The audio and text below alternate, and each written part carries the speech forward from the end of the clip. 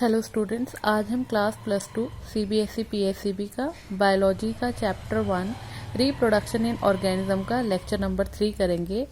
और आज हमारे पास टॉपिक है सेंसेट फेज। जो लास्ट टॉपिक था उसमें हमने रिप्रोडक्टिव फेज के बारे में पढ़ा था लास्ट लेक्चर में, और अब हम सेंसेट फेज के बारे में पढ़ेंगे। The end of reproductive phase can be considered as one of the parameters of the senescence और ओल्ड एज। जो जब क्या होता है रिप्रोडक्टिव फेज का जो एंड होता है उसका कोई पैरामीटर को हम सेंसेस या फिर ओल्ड एज कहते हैं। These are changes like slowing of metabolism etcetera. मतलब क्या होता है जब सेंसेंट फेज होता है उस टाइम पे जो मेटाबॉलिक रेट होता है वो स्लो हो जाता है during the last phase of life span. मतलब ये जो सेंसेंट फेज होता है इस फेज में आने तक जो बॉडी होती है उसकी जो मेटाबॉलिक रेट होता है वो स्लो हो जाता है, जैसे ओल्ड एज में आपने देखा होगा। Old age ultimately leads to death, और इसके बाद क्या होता है डेथ होती है सीधा। जैसे स्किन बिकम ओल्ड, स्किन में रिंकल से पड़ जाते हैं, तो ये सारे उसके कुछ इफेक्ट्स हैं। In both plants and animal, hormones are responsible for the transition between three phases. Plants और एनिमल दोनों ही केसेस में क्या होता है जो हार्मोन्स होते हैं वो मेनली रिस्पॉन्सिबल होते हैं 3 फेजेस के लिए। जो लाइफ के 3 फेजेस होते हैं उनके लिए हार्मोन्स ही रिस्पॉन्सिबल होते हैं। Interaction between hormones and certain environmental factors regulate the reproductive processes and the associated behavior expression of an organism. जब क्या होते हैं हार्मोन्स और environmental factors जब क्या होते हैं इंटरेक्ट करते हैं तो इसके कारण जो रिप्रोडक्टिव प्रोसेसेस होती हैं वो जुड़ी होती है इनसे, और साथ ही साथ क्या होता है किस तरीके से ऑर्गेनिज्म के बिहेवियर में चेंजेस आएंगे वो जो होते हैं वो हार्मोन्स प्लस इन्वायरमेंटल फैक्टर्स के साथ क्या होते हैं एसोसिएटेड होते हैं। Events in sexual reproduction. Sexual reproduction में कौन कौन से इवेंट्स होते हैं? Sexual reproduction is characterised by the fusion और fertilisation of male and female gamete. Sexual reproduction जैसे कि आप पहले पढ़ चुके हो, इसमें क्या होता है मेल और फीमेल गैमेट्स की क्या होता है फ्यूजन होती है, मिलते हैं वो आपस में, जिसके कारण फिर क्या होता है फॉर्मेशन ऑफ जाइगोट, जाइगोट बनता है और जाइगोट ही धीरे धीरे एम्ब्रियो बनता है। These sequential events may be grouped into 3 distinct stages, namely the pre-fertilization, fertilization and post-fertilization event. ये जो events होते हैं sequential events होते हैं reproduction के दौरान, इनको 3 stages में आप define कर सकते हो। एक होता है pre-fertilization, fertilization and post-fertilization event।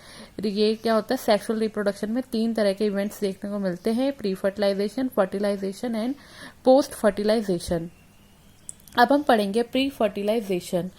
Pre fertilization में क्या होता है these include all the events of sexual reproduction prior to the fusion of gamete. Pre fertilization में सारे जो इवेंट्स होते हैं सेक्सुअल रिप्रोडक्शन से रिलेटेड वो आते हैं, जैसे कि इस इवेंट में क्या होता है fusion of gamete, gamete fusion होती है, मेल और फीमेल गैमेट आपस में फ्यूज होते हैं। The 2 main pre fertilization events are genesis and gamete transfer. तो अब हम पढ़ेंगे इनके बारे में। सबसे फर्स्ट है हमारे पास गैमेटोजेनेसिस। गैमेटोजेनेसिस में क्या होता है it refer to the process of the 2 types of gametes. इसमें क्या होता है 2 तरह के गैमेट्स होते हैं, male gamete and female gametes. Gametes are haploid cell. Gametes जो होते हैं वो हैप्लॉइड सेल्स होते हैं। In some alga the 2 gametes are so similar in appearance that it is not possible to categorise into them into male and female gamete. Gametes जो होते हैं जैसे कि एल्गे में जो दोनों गैमेट्स हैं मेल और फीमेल, वो दोनों आपस में इतने ज्यादा जुड़े से होते हैं कि उनमें आप कैटेगराइज नहीं कर पाते हो कि कौन सा मेल है और कौन सा फीमेल है। They are called homogametes. तो इस तरह के गैमेट्स को हम होमोगैमेट्स कहते हैं। However, in a majority of sexually reproducing organisms, the gametes produced of 2 organisms, the gametes produced of 2 morphologically distinct types।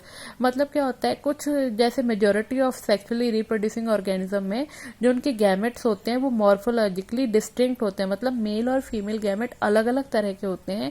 इनको हम heterogametes कहते हैं। In such organism, the male gamete is called sperm and the female gamete is called the egg. इस तरह के जो organism होते हैं उनको हम लोग क्या बोलते हैं, जिन उनके मेल जो गैमेट होता है उसको स्पर्म कहते हैं और फीमेल गैमेट को हम लोग एग कहते हैं। अब यहाँ पे दिखा रखे हैं होमोगैमेट्स ऑफ एल्गा, एल्गा के जो होमोगैमेट्स है वो दिखा रखे हैं। फिर हेट्रोगैमेट्स दिखा रखे हैं, एग हो गया। उसके बाद ह्यूमन बीइंग के दिखा रखे हैं। ह्यूमन बीइंग में क्या होता है, ये फीमेल सेल होता है एग, और ये मेल सेल क्या है, स्पर्म। स्पर्म, ये स्पर्म है और ये एग है। स्पर्म की एक ऐसे हेड होता है, फिर ये बीच में क्या होता है टेल, और ये क्या होता है मिडल पीस होता है। ये स्पर्म है, ये है एग। नेक्स्ट ये बोल रहे हैं सेक्सुअलिटी इन ऑर्गेनिज्म। सेक्सुअलिटी में कह रहे हैं प्लांट्स में have both male and female reproductive structures in the same plant. कुछ प्लांट्स ऐसे होते हैं जिनमें एक ही प्लांट में मेल और फीमेल पार्ट्स पाए जाते हैं। इस तरह के प्लांट्स को हम बाइसेक्सुअल प्लांट कहते हैं, और ऑन डिफरेंट प्लांट्स यूनिसेक्सुअल। और जिस प्लांट में मेल और फीमेल रिप्रोडक्टिव पार्ट अलग अलग होते हैं उनको हम यूनिसेक्सुअल फ्लावर कहते हैं, यूनिसेक्सुअल प्लांट कहते हैं। In several fungi and plants, terms such as homothelic and monoecious are used to denote the bisexual condition, and heterothelic and dioecious are termed to use to describe the unisexual condition. कुछ fungi और plant में क्या होता है, जिनके पास mail और female जो gametes होते हैं सेम फ्लावर में होते हैं, उनको मोनोइशियस भी कहा जाता है। उनकी बाइसेक्सुअल कंडीशन, वैसे तो उस फ्लावर को बाइसेक्सुअल फ्लावर कहते हैं, बट उनका दूसरा नाम मोनोइशियस है, या फिर उनको होमोथैलिक कहते हैं। और जिन प्लांट्स में क्या होता है मेल और फीमेल पार्ट्स जो होते हैं अलग अलग फ्लावर में होते हैं, उनको हेट्रोथैलिक या फिर डायइशियस कहते हैं। उनकी यूनिसेक्सुअल कंडीशन को इस तरीके से डिस्क्राइब किया जाता है। In flowering plant, the unisexual male flower is staminate, that is bearing stamens, while the female is pistillate or bearing pistils. Flowering plant जो unisexual होते हैं उनमें जो जिसके पास मेल पार्ट होता है उसको staminate कहा जाता है, मतलब उनमें stamens होता है। while जो फीमेल होता है उसको pistillate कहते हैं, क्योंकि उनमें क्या होता है पिस्टल होता है। ये पिस्टल और stamen क्या है, stamen मेल है और पिस्टल क्या है, फीमेल पार्ट है। तो उसके बाद कह रहे हैं एग्जाम्पल है मोनोइशियस प्लांट की कुकुरबिट्स एंड कोकोनट, और डाइशियस के papaya and date palm. Earthworm, sponge, tapeworm and leech are example of bisexual animals hermaphrodite. जो अर्थवर्म, स्पॉन्ज, टैपवर्म और लीच है ये बाइसेक्सुअल है, मतलब इनमें क्या होता है मेल और फीमेल पार्ट एक ही उसमें पाया जाता है, एक ही ऑर्गेनिज्म में पाया जाता है।